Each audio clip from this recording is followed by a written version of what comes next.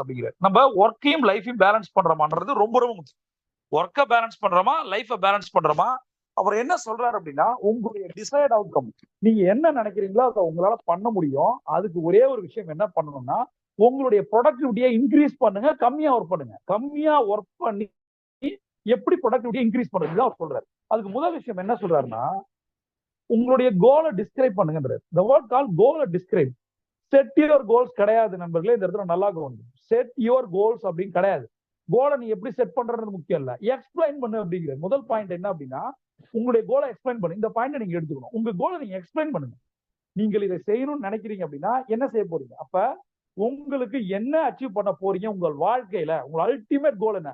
நீங்க ஒரு சேரிட்டி பண்ணணும்னு நினைக்கிறீங்க, நான் ஒரு 100 கோடியை மக்களுக்கு கொடுக்கணும்னு நினைக்கிறீங்க, அது ஒரு அல்டிமேட் கோல். அடுத்த விஷயம், உங்களுடைய பிசினஸ்ல உங்களோட கெரியர்ல எதை வந்து அச்சீவ் பண்ணணும்னு நினைக்கிறீங்க.